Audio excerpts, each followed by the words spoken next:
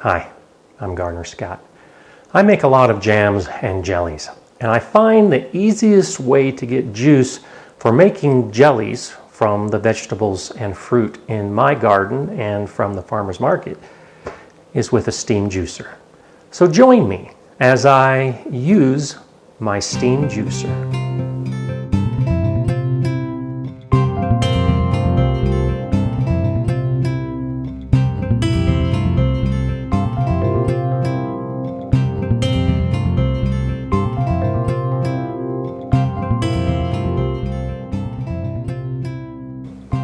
The steam juicer will make almost crystal clear juice from any vegetable or fruit.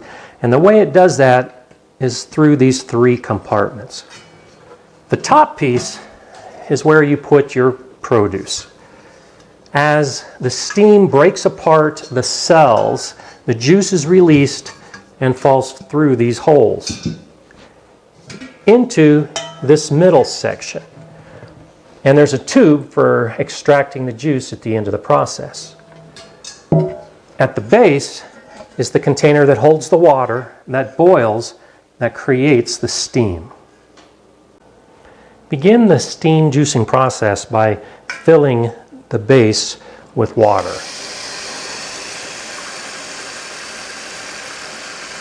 Different fruits and vegetables require a different amount of time, so you need to make sure you have enough water for the entire steaming time, which may be 1 to 2 hours. To ensure you have enough water, fill it up to just below the lip that's close to the top of the pan. I have the water on the stove. I've actually already started the heat to get the water warming up. I'll place the next section on. Remember, this is the section that collects the juice. And there's a small clamp on the tube. You want to make sure that clamp is in place, or you run the risk of the juice running all over the place as it steams. And then I'll place the collection basket on top, and we're ready to add our material. For dense fruits and vegetables like rhubarb, you'll want to cut them into smaller pieces before you put them into the top of the juicer.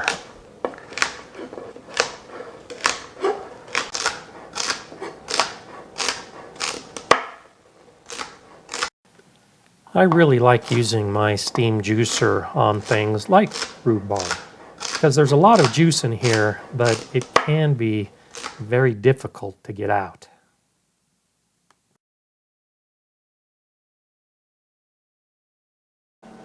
One of the reasons that using a steam juicer is so easy to make juice is because of the minimal preparation needed for the produce that you put in the top. Now, I cut my rhubarb just to increase the surface area and help draw out as much moisture as possible. But for most fruits, you don't even need to cut to put them in the top. Grapes, just pour them in. Berries, just pour them in. Strawberries, just pour them in. Bigger fruits like plums and peaches, you can cut them in half, maybe in quarters, and remove the pits. Apples, yeah, you should probably cut them into smaller pieces, but you don't need to worry about the stems. When I use the grapes, I just put a big bunch of grapes in, and what comes out is juice. It's that easy. Plums are a small fruit. I will cut them in half just to expose the flesh on the inside. But there's no reason to remove the pit. Just cut it, separate into halves, and then I'll put these in the bowl before dropping in the juicer. I do a quick inspection just to make sure the fruit isn't rotten or has any type of problem, but it's this simple. Just cut it and put it in the bowl. To heat the water faster, you can remove the top two sections and just put the lid on the lower pan to begin heating. You want the water to come to a boil. And once it's reached a boil, we'll try to maintain a simmer through the entire process. At this point, we'll go ahead and put the pots on the simmering water. For this batch, I'll be juicing rhubarb.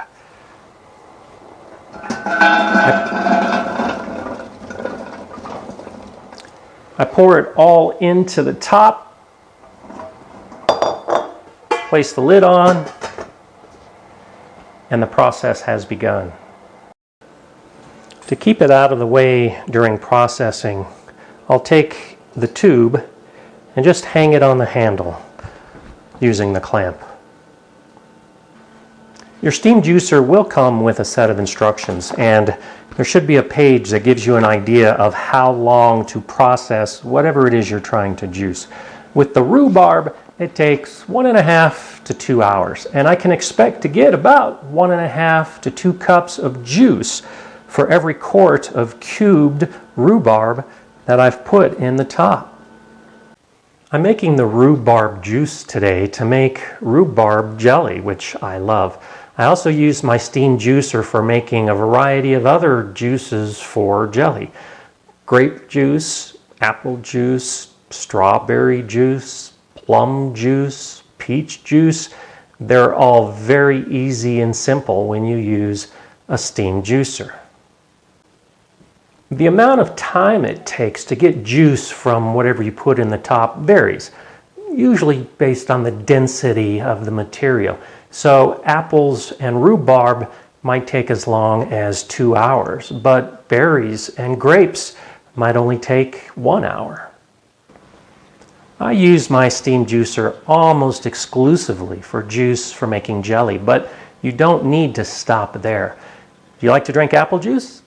Just put some apples in the top, sprinkle some sugar on top, and what comes out is a sweetened apple juice.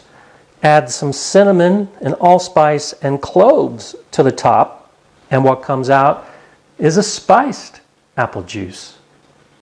You can vary the amount of sugar that you use in any of the juices that you're making with your steam juicer. However, if you're making the juice for the purposes of jelly, don't add sugar while it's steaming. That additional sugar can disrupt the recipe for making jelly. If you want to make something that's packed with vitamins that's not a fruit juice, make a vegetable juice. Put in tomatoes and onions and cabbage and any other vegetable you might have lying around. Occasionally stir the top while it's steaming, and what comes out is vegetable juice. At about the halfway point of the steam processing, there are a few things I want to do. First, I want to check the quantity of water. So I'll lift up the middle section and just do a quick glance. It's very important that you don't let it run dry.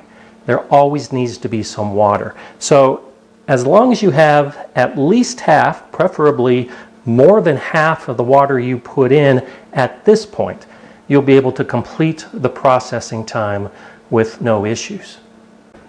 Also at this time, you'll begin to see some of the juice start to come out through the tube. I'll go ahead and take off the lid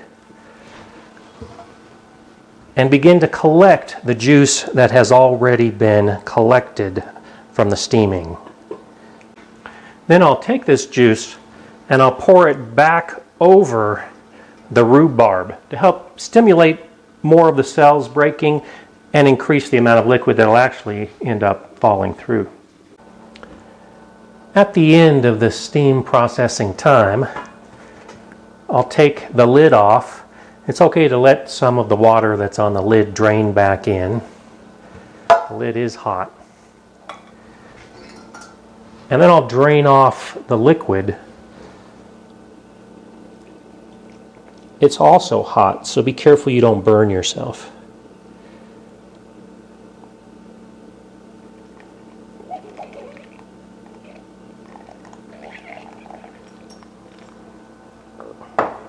Next, I'll take the top section off, tilt it slightly because there's still a little bit of juice on the bottom. And I'll set this off to the side.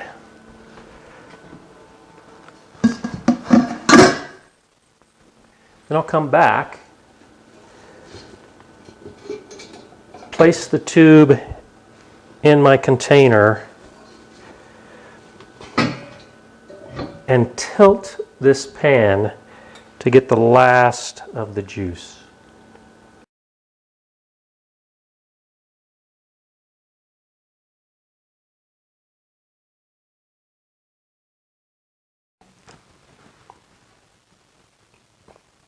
And this batch of rhubarb gave me just under a quart of juice.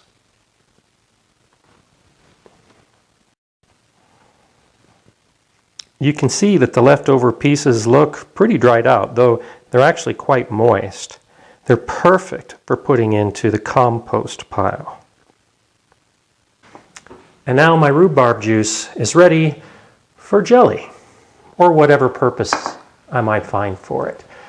Next, I'll be doing some plums and make plum juice. After that, I'll probably do some apples and then maybe some peaches. This whole process took me about 2.5 hours, but 2 hours of that was the steam time, which is a lot faster than the other methods, which might involve draining overnight just to get some juice, and it's not nearly as clear as this. So there you have it, how to use a steam juicer. If you have any comments or questions, please let me know below. If you haven't subscribed to the Gardener Scott channel, you can do so now. If you like the video, you can give me a thumbs up and share it. I'm Gardener Scott. Enjoy steam juicing.